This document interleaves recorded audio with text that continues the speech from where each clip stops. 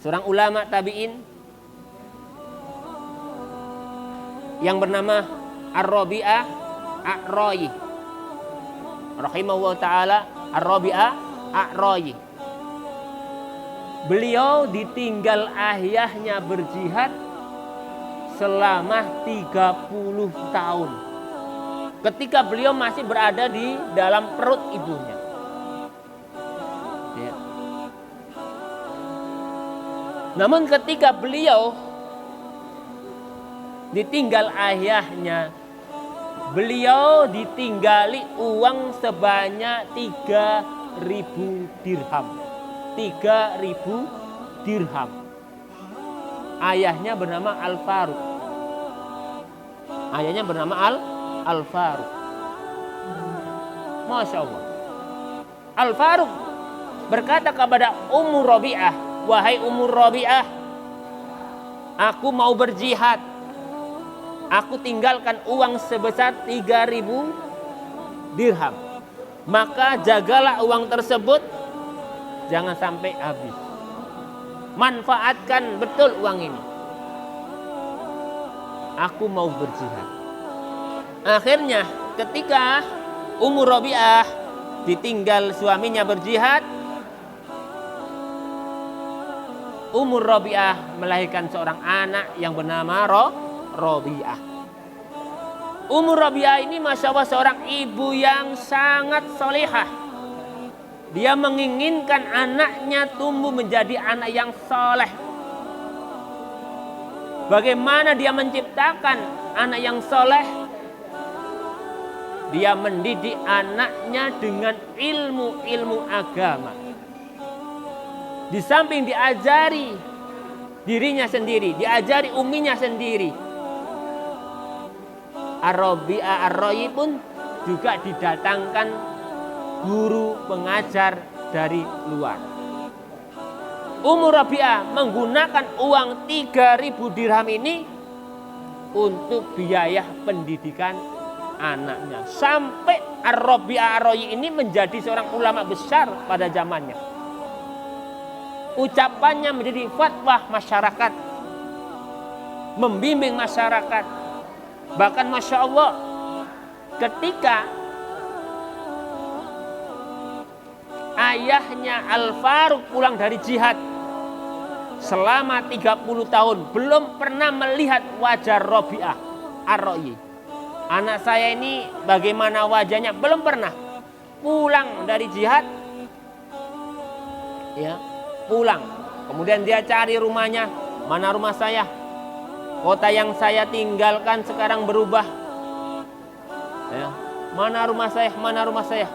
Dilihat. Namun alhamdulillah, beliau walaupun meninggalkan kampung halamannya untuk berjihad selama 30 tahun. Padahal pada waktu itu beliau pulang itu usianya 60 tahun. 60 tahun sudah kakek-kakek. Ya, masih ingat betul itu jalan menuju rumahnya. Lah, ketika dia melihat rumahnya, ternyata rumahnya ini pintunya terbuka. Dia masuk karena ingin melihat anak dan istrinya, saking senangnya. Karena sudah lama meninggalkan kampung halamannya. Masuk tanpa salam, tanpa izin, masuk. Kemudian Ar-Rabi'ah Ar-Rayi mendengar ada orang masuk rumah. Langsung dia menghampiri laki-laki tua tersebut dan berkelahi. Kemudian Ummu Rabi'ah mendengar ada kegaduhan. Sampai-sampai orang sak kampung itu melihat kegaduhan di dalam rumahnya Ar-Rabi'ah Ar-Rayi tadi. Ternyata Ummu Rabi'ah istri Al-Faruq melihat ternyata ketika Rabi'ah ingin memukul ayahnya dan ayahnya ingin memukul Rabi'ah, seketika itu Ummu Rabi'ah menghentikan perkelahian antara seorang ayah dan anaknya. Wahai Rabi'ah, itu abimu, itu ayahmu. Hai Al-Faruq, itu anakmu. Berhenti, langsung berpelukan. Ya. Kemudian keesokan harinya, ya, beberapa hari dari kejadian tersebut,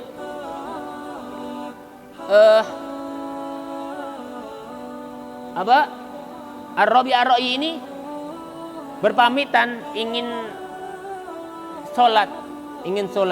Kemudian ayahnya pun pada waktu itu sedang berbincang-bincang menanyakan uang yang ditinggalkan. Ya, uang yang ditinggalkan. Kemudian Ummu Rabi'ah ini karena takut suaminya marah, dia memalingkan pembicaraan yang lain. Itu anak kamu sudah berangkat sholat, apakah antum nggak sholat ini? Ya, sholat dulu. Kemudian dia sholat, ya, berada pada belakang. Ya. Kemudian sehabis sholat ada pengajian, dihadiri jutaan orang.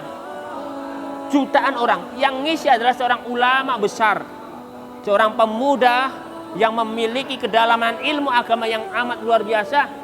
Sampai Masya Allah, majelisnya ini penuh dengan orang.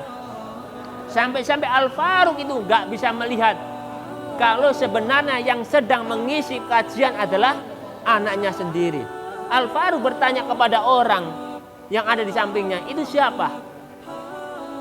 Orangnya kok bagus, ilmunya dalam, luar biasa, ini siapa ini? Loh, masa antum gak tahu itu seorang imam kita itu, imam besar kita? Masa anda gak tahu? Anda orang asing? Enggak, ya, saya baru datang dari jihad, sudah lama meninggalkan kamu saya. Dia itu adalah Ar-Rabi'ah Ar-Ra'i, ditinggal ayahnya selama 30 tahun berjihad.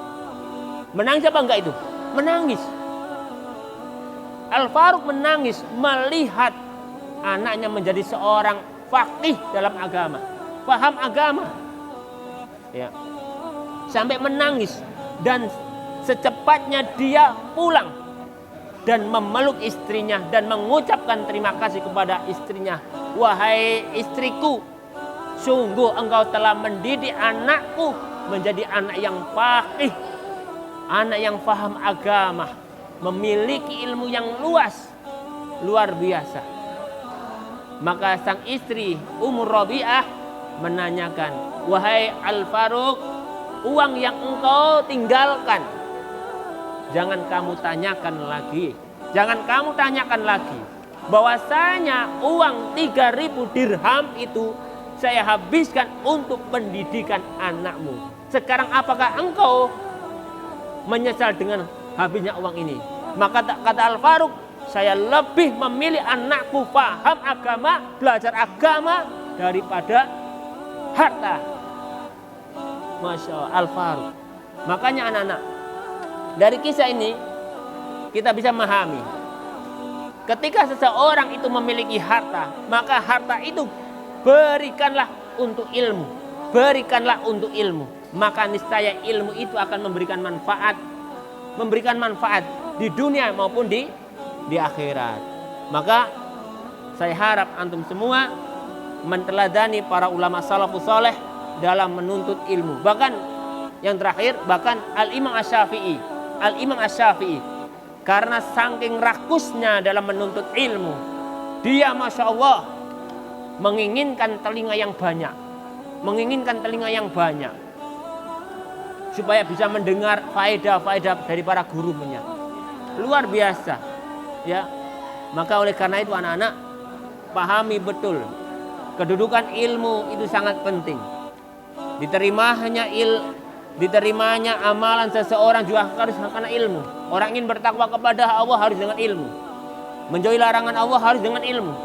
Karena banyak orang bertakwa, menjalankan perintah Allah bighairi ilmi, tanpa ilmu.